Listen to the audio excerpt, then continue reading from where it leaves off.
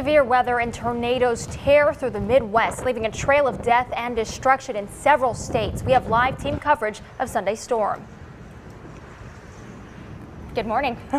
Good morning. I'm Ashley Moser. Thank you for joining us. Yeah, and I'm Annette Falconer. I cannot believe those storms. I mean, heavy winds and rains. And as you said, it's not just destruction, but lives have been taken.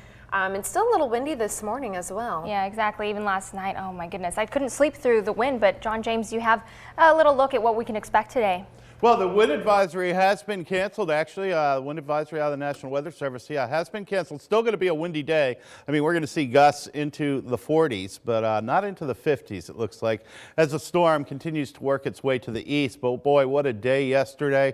Yeah, we had the full team in here in the Weather Center, the Storm Center, tracking those storms. And team coverage continues. Joe pulling some long hours. We'll check in with Joe Thompson here in just a moment. But this morning, still some waves on the Maumee out there. Yeah, the winds are up, and temperatures on the mild side are normal low. We should get down to 31, and we're milder than that this morning.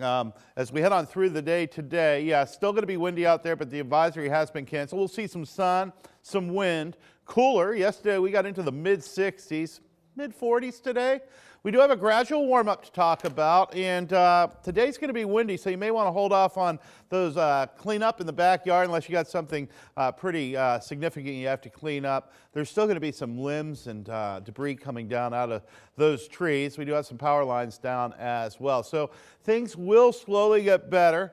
Good cleanup weather headed our way tomorrow. We'll talk about the rest of your work week forecast, a nice warm-up, another cool down.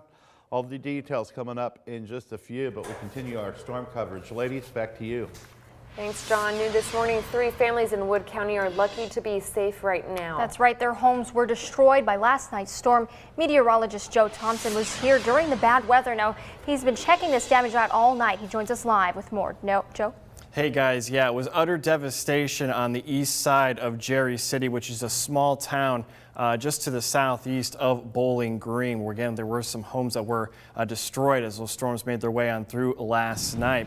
Take a look at some of this video that came out of there. The worst damage occurred at a duplex where a full family of 8 people were located when last night's storms barreled in. The damage tore the house apart, knocked down trees and power lines, and even turned a car on its side, coming to rest up against a tree. The Signet Fire Department, who responded to the scene, told us 5 people in that home, including 4 adults and 1 child, were taken to the hospital as a precaution, but all were treated and released. The family in the second home were unharmed despite the damage, and the third home was unoccupied at the time of the storms. The Signet Fire Chief says while it's unconfirmed at this point, he believes the damage was the result of straight line winds and not a tornado. There was a wind gust measured at 85 miles per hour in Wood County as those storms moved through, and they sure did pack a punch. On a good note, all those families that were affected were able to find a place to stay for the rest of the night. Annette? Thanks. The nasty weather damaged several buildings throughout the area. One of the worst hit was a gas station. You're looking at what's left of Circle K gas station on State Route 795 near Oregon Road in Perrysburg Township. The gas station was practically destroyed by the storm. Parts of the building were tossed around by the wicked winds. Well, no word yet whether anyone was injured here. Meantime, not too far away from that gas station, several homes were also damaged. This is footage from a mobile home park where trees were toppled and several objects were thrown around by the winds. And we talked to one resident who describes what it was like, during the storm and when it rolled through.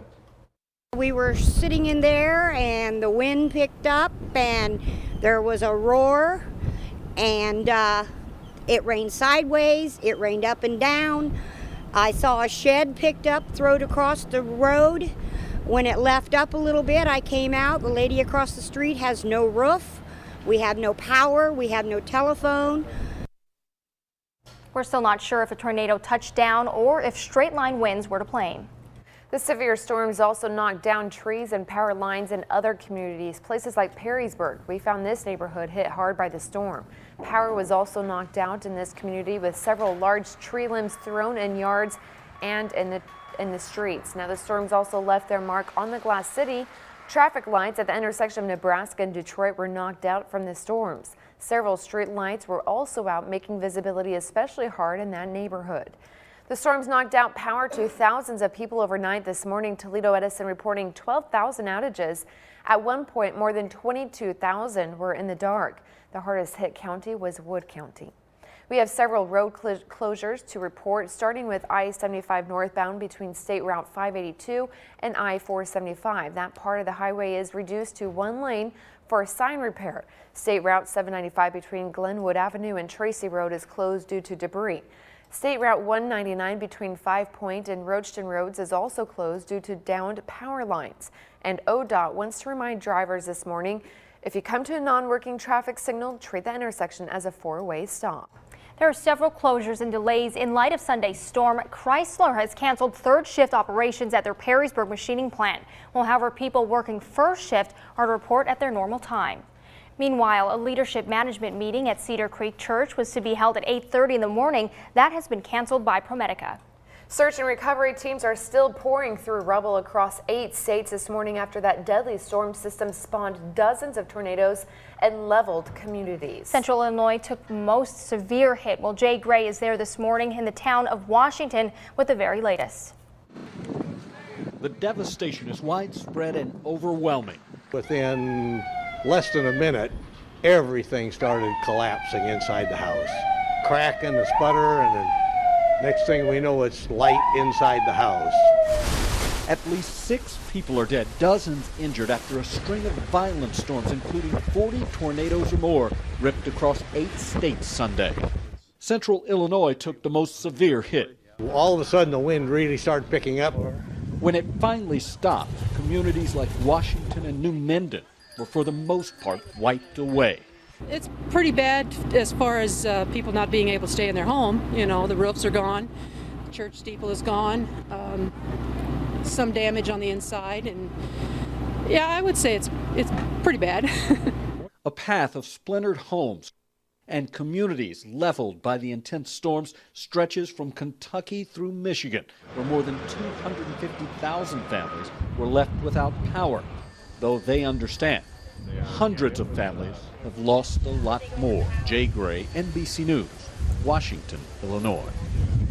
Check out this video from Lebanon, Indiana. Frightened Hoosiers sent running for cover Sunday as a band of severe storms plowed through. Several cars overturned outside the Starbucks store. Nearly 24 twisters reported throughout the state.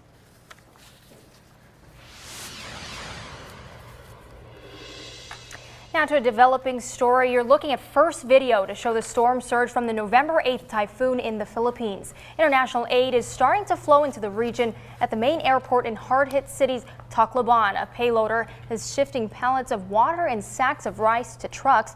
On the main road, teams are loading debris onto trucks. Military and civilian teams from around the world have arrived to help. WNWO's Jim Blue is traveling with a group of doctors from the Toledo area. They're currently on the island of Panay. I talked to Jim on the phone this morning. Likely that it will take many years to recover.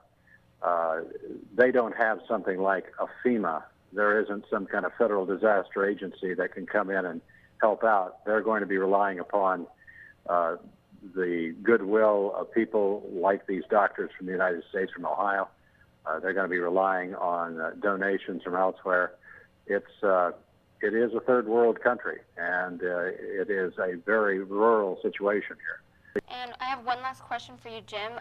Do you think that, or are there a lot of families that have been separated, or can they find each other easily? I don't think that's so much the issue, at least not in this community. I don't think people have lost track of one another. It was bad here, but due to the fact that there wasn't the kind of storm surge that happened a few hundred miles to the east on the islands, other islands in the eastern Philippines. They didn't have that kind of disruption. We'll have much more with Jim tonight on WNWO News at 6. Yeah, I mean, he'll be there all week long. Exactly. And, he's coming back next Sunday, so he's got a week, to help out those relief efforts. He was just saying, how grateful the people are. They don't have much, and it's hard to really fathom, what they're going through. Yeah, well, and you have family out there. I do. My mother is actually from the Philippines, and I know, without a doubt, these Filipino people are going to come together. They're not going to see their city exactly the same as, it was before the storm, but I know that they'll blend together. And everything will just work out. Yep, they'll work together. All right. Exactly.